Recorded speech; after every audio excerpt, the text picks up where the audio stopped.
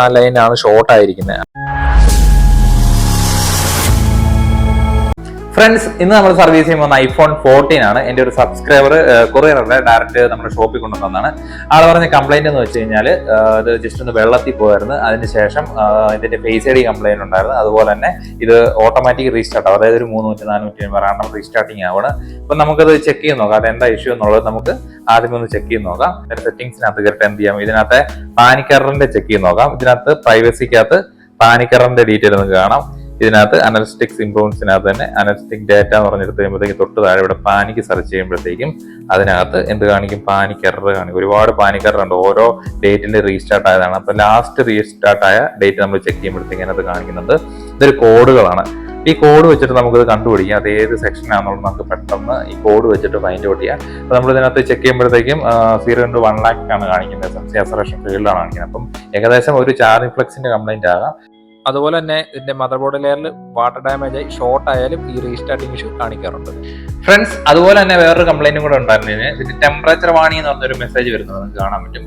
കുറച്ചേരം യൂസ് ചെയ്യുമ്പോൾ ഈ ഒരു ഇഷ്യൂ കൂടെ കാണിക്കുന്നുണ്ടായിരുന്നു. അപ്പം അതും എന്താണെന്നുള്ളത്, എന്തിന്റെ ഫോൾട്ടാണെന്നുള്ളത് നമുക്ക് നേരെ ഡിവൈസ് ഓപ്പൺ ചെയ്ത് കണ്ടുപിടിക്കാം. ഓക്കെ, ആദ്യം തന്നെ ഇതിനകത്ത് വരുന്ന 2 ബോട്ടം സ്ക്രൂ ഉണ്ട്. അത് പ്രോപ്പർ ആയിട്ടുള്ള സ്ക്രൂ ഡ്രൈവർ യൂസ് ചെയ്ത് തന്നെ നമ്മൾ റിമൂവ് ചെയ്യാണ് ബോട്ടം സ്ക്രൂ. അതിന് ശേഷം ഇതുപോലത്തെ ഡിസ്പ്ലേ സെപ്പറേറ്റർ ഉണ്ട്. ഈ മോഡൽ വരുമ്പോഴത്തേക്കും ബാക്ക് ഗ്ലാസ് ഓപ്പൺ ആണ് വരുന്നത്. 14 സീരീസിന്റെ 14 സീരീസ് വരുമ്പോഴത്തേക്കും നമ്മൾ കറക്റ്റ് ആയിട്ട് അലൈൻ ചെയ്ത് വെച്ചതിന് ശേഷം നമ്മൾ ചെറിയ രീതിയിൽ റൊട്ടേറ്റ് ചെയ്യുക. റൊട്ടേറ്റ് ചെയ്യേണ്ട, ചെറുതായിട്ടൊന്ന് റൊട്ടേറ്റ് ചെയ്യുമ്പോഴത്തേക്ക് നിങ്ങൾക്ക് കാണാൻ പറ്റും ചെറിയൊരു ഗ്യാപ്പ് വന്നിട്ടുണ്ട്. അപ്പോൾ അതിന്റെ ബാക്ക് ഗ്ലാസ് ചെറിയ രീതിയിൽ വിട്ടിട്ടുണ്ട്. നല്ലൊരു ഗമ്മാണ് വരുന്നത്. അപ്പം ഒരുപാട് നേരം റൊട്ടേറ്റ് ചെയ്യേണ്ട, കുറച്ചൊന്ന് ഗ്യാപ്പ് വന്നതിന് ശേഷം നമ്മൾ ഇതിന്റെ റൈറ്റ് സൈഡിലോട്ടാണ് ഇതിന്റെ ഓപ്പണിങ് വരുന്നത്. അതുപോലെ ഓപ്പൺ ചെയ്യുമ്പോഴത്തേക്ക് നമുക്ക് മനസ്സിലാക്കാൻ പറ്റുന്നത് വാട്ടർ ഡിറ്റക്ട് ചെയ്തതിന്റെ ഒരു ഇത് കാണുന്നുണ്ട്. അതിനകത്ത് ഇന്റേണൽ വെള്ളം കയറിയിട്ട് അതിന്റെ വലതുവശത്ത് നമുക്ക് കാണാം ഒരു റെഡ് ആയിട്ടുണ്ട്. അതുപോലെ തന്നെ അത്യാവശ്യം നല്ല രീതിയിൽ വെള്ളം കയറിയിട്ടുണ്ട്. നമുക്ക് അതിന് തന്നെ ഇതിന്റെ സ്ക്രൂവും ഷീൽഡും വരുന്നുണ്ട് ബാറ്ററിയുടെ. അത് പ്രോപ്പറായിട്ട് തന്നെ നമ്മൾ റിമൂവ് ചെയ്യണം. സ്ക്രൂ ഒക്കെ ട്രൈപോയിന്റ് സ്ക്രൂ ആണ് വരുന്നത്. ഓരോ സ്ക്രൂ ഓരോ അളവാണ്. എല്ലാ വീഡിയോയിലും പറയുന്ന പോലെ തന്നെ കറക്റ്റായിട്ട് തന്നെ സ്ക്രൂ നമ്മൾ പ്രോപ്പറായിട്ട് തന്നെ റിമൂവ് ചെയ്തിട്ട് അതിന്റെ ഷീൽഡ് നമ്മൾ റിമൂവ് ചെയ്യുക. അതിനുശേഷം ബാറ്ററി കണക്ടർ മസ്റ്റായിട്ട് ഡിസ്കണക്ട് ചെയ്യുക. അതിനുശേഷം നമ്മൾ വയർലെസ് ബാക്ക് ഗ്ലാസ് നമ്മൾ റിമൂവ് ചെയ്യുകയാണ്. അതിനുശേഷമാണ് നമ്മൾ ഇതിന്റെ ഡിസ്പ്ലേ സെപ്പറേറ്റ് ചെയ്യുന്നത്. നേരെ നമ്മൾ ഡിസ്പ്ലേ നമുക്ക് സെപ്പറേറ്റ് ചെയ്യാം. അതുപോലെ സെപ്പറേറ്റർ വെച്ചതിന് ശേഷം സൈഡിൽ നല്ല ഗം ആയതുകൊണ്ട് നമ്മൾ ആ ഗം എക്സ്ട്രാക്ട് ചെയ്യണേ. കുറച്ച് ചെറിയ തിന്നർ നമ്മൾ അപ്ലൈ ചെയ്യേണ്ടി വരും. തിന്നർ അപ്ലൈ ചെയ്തിട്ടുണ്ട്. അതിനുശേഷം മാത്രം നമ്മൾ റൊട്ടേറ്റ് ചെയ്ത് പുഷ് ചെയ്ത് നമ്മൾ എടുക്കുകയാണ്. റൊട്ടേറ്റ് ചെയ്യണ്ട, ചെറിയ രീതിയിൽ റൊട്ടേറ്റ് ചെയ്യുക. റൊട്ടേറ്റ് ചെയ്ത് കഴിയുമ്പോഴത്തേക്കും നമുക്ക് ചെറിയൊരു ഗ്യാപ്പ് അതിൽ വരുന്നതായിട്ട് കാണാൻ പറ്റും. അപ്പോൾ ഇത് ഒത്തിരി റൊട്ടേറ്റ് ചെയ്ത് നമ്മൾ ഒരുപാട് പുഷ് ചെയ്ത് കഴിഞ്ഞാൽ ഇതിൽ വരുന്ന സ്ട്രിപ്പൊക്കെ ഡാമേജ് വരാൻ ചാൻസ് കൂടുതലാണ്. ചെയ്യുന്നത് വളരെ ശ്രദ്ധിച്ച് തന്നെ ചെയ്യുക. ചെറിയ രീതിയിലൊരു ഗ്യാപ്പ് വന്നിട്ടുണ്ട്, നിങ്ങൾക്ക് കാണാൻ പറ്റും. ഒരു ഗ്യാപ്പ് വന്നു കഴിയുമ്പോഴത്തേക്കും നമ്മൾ ഇതിന്റെ റൊട്ടേഷൻ സ്റ്റോപ്പ് ചെയ്യുക. റൊട്ടേഷൻ സ്റ്റോപ്പ് ചെയ്തതിനു ശേഷം നമ്മൾ എന്ത് ചെയ്യുക, സെപ്പറേറ്റർ തന്നെ റിമൂവ് എടുത്തതിന് ശേഷം നമുക്ക് ഡിസ്പ്ലേ ഇതുപോലെ സ്പ്ലജറോ അല്ലെന്നുണ്ടെങ്കിൽ ഇതുപോലെ ഓപ്പണർ, പ്ലാസ്റ്റിക് ഓപ്പണർ വെച്ചിട്ട് കറക്റ്റ് ആയിട്ട് നമ്മളത് ഡിസ്പ്ലേ ഫ്രെയിമിൽ നിന്ന് പിടിപ്പിച്ചിട്ട് ജസ്റ്റ് ലെഫ്റ്റ് സൈഡിലോട്ടാണ് ഇതിന്റെ ഓപ്പണിങ് വരുന്നത്. ഓപ്പൺ ചെയ്യുമ്പോഴത്തേക്കും നമ്മൾ ഞെട്ടിച്ച് കളഞ്ഞു, കാരണം അതിനകത്ത് നല്ല രീതിയിൽ വെള്ളം കയറിയിട്ട് ആ ഡിസ്പ്ലേയുടെ ഷീൽഡിലൊക്കെ അത് കാണാൻ പറ്റും. അത്യാവശ്യം വെള്ളം കയറിയിട്ടുണ്ട്. അതിനകത്ത് സെൻസറൊക്കെ വരുന്നുണ്ട്. ആ ഫ്രെയിമിന്റെ സൈഡിലുള്ള ഫേസ് ഐ ഡി സെൻസറാണ്. ആ സെൻസറായാലും അതുപോലെ തന്നെ ഫ്രെയിമായാലും വെള്ളം കയറിയിട്ടുണ്ട്. അത്യാവശ്യം നല്ല രീതിയിൽ വെള്ളം കയറി അതിൽ ഫംഗസ് ആയിട്ടുണ്ട്. നമുക്ക് എന്തായാലും അത് ഡിസ്പ്ലേ റിമൂവ് ചെയ്യാം. അതിന് തന്നെ ഡിസ്പ്ലേയുടെ ഷീൽഡ് സ്ക്രൂവും വരുന്നുണ്ട്, അത് പ്രോപ്പറായിട്ട് റിമൂവ് ചെയ്യുക. അതുപോലെ തന്നെ സെൻസർ സ്ട്രിപ്പിലെ ഷീൽഡ് സ്ക്രൂ റിമൂവ് ചെയ്യാണ്. സ്ട്രിപ്പ് നമ്മൾ കറക്റ്റായിട്ട് സ്പ്ലജർ ഉപയോഗിച്ച് ഡിസ്കണക്ട് ചെയ്യുകയാണ്, കമ്പോണൻസ് ഡാമേജ് വരാതെ. അതിനുശേഷം നമുക്ക് ഡിസ്പ്ലേ റിമൂവ് ചെയ്തെടുക്കാം. ഇല്ല, ഡിസ്പ്ലേയിൽ ആ സ്ട്രിപ്പിന്റെ സൈഡിലൊക്കെ ആയിട്ടുണ്ട്. അപ്പോൾ അതിനകത്ത് ജസ്റ്റ് ഒന്ന് നമുക്ക് അടിച്ച് ക്ലീൻ ചെയ്താൽ മതി. നമുക്ക് എന്തായാലും ഫുള്ളായിട്ടൊന്ന് ചെക്ക് ചെയ്യാം. ഫ്രെയിമിലൊക്കെ കയറിയിട്ടുണ്ട്.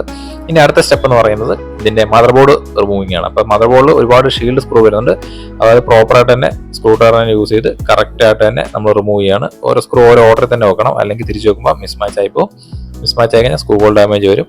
അപ്പോൾ കറക്റ്റായിട്ട് നമ്മൾ എല്ലാ സ്ക്രൂ മദർ ബോർഡിലുള്ളത് റിമൂവ് ചെയ്യുകയാണെങ്കിൽ മാത്രം നമുക്ക് മദർ ബോർഡ് റിമൂവ് ചെയ്തെടുക്കാൻ പറ്റത്തുള്ളൂ. അതുപോലെ തന്നെ ഇതിൽ വരുന്ന സ്ട്രിപ്പുകളുണ്ട്. സ്ട്രിപ്പൊക്കെ ഡിസ്കണക്ട് ചെയ്യുമ്പോഴത്തേക്കും വളരെ ശ്രദ്ധിക്കുക, ഡാമേജ് വരാതെ. കമ്പോണൻസ് ഒക്കെ അടുത്തുള്ളതുകൊണ്ട് സ്ട്രിപ്പൊക്കെ ഡിസ്കണക്ട് ചെയ്യുമ്പോൾ ശ്രദ്ധിച്ചില്ലെങ്കിൽ അത് വേറെ കംപ്ലൈന്റ് കൂടാൻ ചാൻസ് ഉണ്ട്. അപ്പോൾ സ്ട്രിപ്പൊക്കെ ഇതുപോലെ സ്പ്ലജർ യൂസ് ചെയ്ത് കറക്റ്റായിട്ട് ഡിസ്കണക്ട് ചെയ്യാണ്.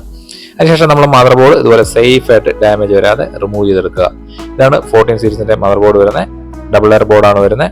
നമുക്ക് ഈ മദർ ബോർഡ് നേരെ മൈക്രോസ്കോപ്പിൽ ഡീറ്റെയിൽ ആയിട്ട് ഒന്ന് ചെക്ക് ചെയ്ത് നോക്കാം, ഫംഗസോ കാര്യങ്ങളോ വല്ലതും ഉണ്ടോ എന്ന്.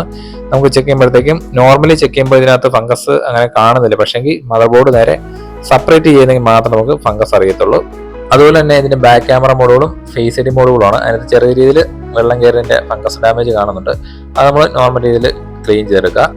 അതുപോലെ തന്നെ ഇതിന്റെ CC സ്ട്രിപ്പായാലും അതുപോലെ സിം കാർഡ് സ്ട്രിപ്പിലും അങ്ങനെ വരുന്നതൊക്കെ അത്യാവശ്യം വെള്ളം കയറിയിട്ടുണ്ട്. നമുക്കത് റിമൂവ് ചെയ്ത് നല്ല നീറ്റായിട്ട് ക്ലീൻ ചെയ്യാം. അതുപോലെ തന്നെ ഇതിന്റെ മദർ ബോർഡ് നേരെ DC പവർ സപ്ലൈ കണക്ട് ചെയ്ത് ചെക്ക് ചെയ്ത് നോക്കാം. ലീക്കേജ് വല്ലതും ഉണ്ടോ എന്ന് നോക്കുമ്പോഴത്തേക്കും കാണാൻ പറ്റും 56 വന്നിട്ട് 0.003 ലീക്കേജ് ആണ് കാണിക്കുന്നത്. ട്രിഗർ ചെയ്ത് കഴിയുമ്പോഴത്തേക്കും നിങ്ങൾക്ക് കാണാം ഹൈ ബൂട്ടിലേക്ക് ആയിരിക്കുകയാണ്. ഹൈ ബൂട്ട് ആയതിനു ശേഷമാണ് DC റൺ ആകുന്നത്. അപ്പം ഷോർട്ട് ഉണ്ട് ഇന്റേണലി. നമുക്ക് നേരെ മദർ ബോർഡ് സെപ്പറേറ്റ് ചെയ്യാം. സെപ്പറേറ്റ് ചെയ്തിട്ട് നിങ്ങൾക്ക് കാണാൻ പറ്റും ലെയറിനകത്ത് ഫംഗസ് വന്നിരിക്കുന്നത്. നമുക്ക് മൈക്രോസ്കോപ്പിൽ ചെക്ക് ചെയ്യാം. ചെക്ക് ചെയ്യുമ്പോഴത്തേക്കും ഇതിന്റെ RF ബോർഡിനകത്ത് അതിന്റെ ലെയറിൽ വരുന്ന നല്ല രീതിയിൽ ഫംഗസ് ആയിട്ടുണ്ട്. ഇതിന്റെ ലെയറിൽ പോകുന്ന വോൾട്ടേജ് ലൈൻ ഉണ്ട്, ആ ലൈനാണ് ഷോർട്ട് ആയിരിക്കുന്നത്. അപ്പോൾ ഷോർട്ട് ആയതുകൊണ്ടാണ് ഇത് റീസ്റ്റാർട്ടിങ്ങിനകത്തും ടെമ്പറേച്ചർ വാർണിംഗ് മെസ്സേജ് കാണിക്കുന്നതിന്റെ കാരണം വരുന്നത്. അപ്പോൾ നമ്മൾ എന്ത് ചെയ്യുക, അതിന്റെ ലെയർ നല്ല രീതിയിൽ നീറ്റായിട്ട് ക്ലീൻ ചെയ്യുക. ഫംഗസ് ഒക്കെ നല്ല പെർഫെക്റ്റ് ആയിട്ട് ഇതുപോലെ നമ്മൾ ക്ലീൻ ചെയ്തെടുത്തിട്ടുണ്ട്. പിന്നെ കുറച്ച് UV നമ്മൾ ഇടണം, കാരണം ചെറിയ രീതിന്റെ പ്രിന്റ് ഒക്കെ പോയിട്ടുണ്ട്. കാരണം നമ്മൾ സ്ക്രാച്ച് ചെയ്ത് ഓൾറെഡി ഫംഗസ് കയറി പ്രിന്റൊക്കെ ഷോർട്ട് ആയതുകൊണ്ട് നമ്മൾ സ്ക്രാച്ച് ചെയ്ത് നല്ല നീറ്റായിട്ട് നമ്മൾ പ്രിന്റ് ഇട്ട് ക്ലിയർ ചെയ്യണം. അതുപോലെ തന്നെ നമുക്കിത് നീറ്റായിട്ട് ക്ലിയർ ആയിട്ടുണ്ട്. ഇതിന്റെ ബോർഡ് നമുക്ക് അതിന് ശേഷം ഇതിന്റെ ലെയർ നമുക്ക് റീബോൾ ചെയ്യാം.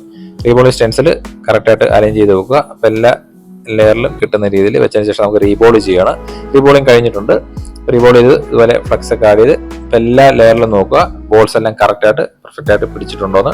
ഒരു ബോളും പിടിക്കാതെ വന്നു കഴിഞ്ഞാൽ അതിൻ്റെതായ കംപ്ലൈന്റ് കാണിക്കും. എന്തായാലും മദർ ബോർഡ് റീകോമ്പിനേഷൻ ചെയ്ത് നമുക്ക് ഫുൾ ആയിട്ടൊന്ന് ചെക്ക് ചെയ്ത് നോക്കാം. DCL ഇപ്പോൾ കണക്ട് ചെയ്യുമ്പോഴത്തേക്ക് നിങ്ങൾക്ക് കാണാൻ പറ്റും ഷോർട്ട് മാറിയിട്ടുണ്ട്. 54 വന്നിട്ട് 0ലേക്ക് പോകുന്നു. ട്രിഗർ ചെയ്യുമ്പോഴത്തേക്കും നോർമൽ രീതിയിൽ ആംബർ എടുക്കുന്നുണ്ട്, നിങ്ങൾക്ക് കാണാൻ പറ്റും. 57 സ്റ്റാർട്ട് ചെയ്ത് 122, 200, അങ്ങനെ 300, 400, ഏകദേശം ഒരു 1 ആംബർ ആകുമ്പോഴത്തേക്കും റീബേസ് ഓൺ ആയിട്ടുണ്ട്. ഫുള്ളായിട്ട് ക്ലോസ് ചെയ്തതിന് ശേഷം നമുക്ക് ടൈമർ ഇട്ട് ചെക്ക് ചെയ്ത് നോക്കാം. ഏകദേശം 5 മിനിറ്റ് ആയിട്ടുണ്ട്. മറ്റേ 3 മിനിറ്റ് 2 മിനിറ്റ് ആകുമ്പോൾ റീസ്റ്റാർട്ട് ആകുമായിരുന്നു. കംപ്ലൈന്റ് സോൾവ് ആയിട്ടുണ്ട്. ഇതുപോലത്തെ വ്യത്യസ്തമായ കംപ്ലൈന്റ് വീഡിയോ പുതിയ വീഡിയോ ആയിട്ട് നമുക്ക് വീണ്ടും കാണാവുന്നതാണ്. എല്ലാവർക്കും ബൈ. അപ്പോൾ നമ്മുടെ വീഡിയോ ഇഷ്ടപ്പെടാൻ മറക്കല്ലേ.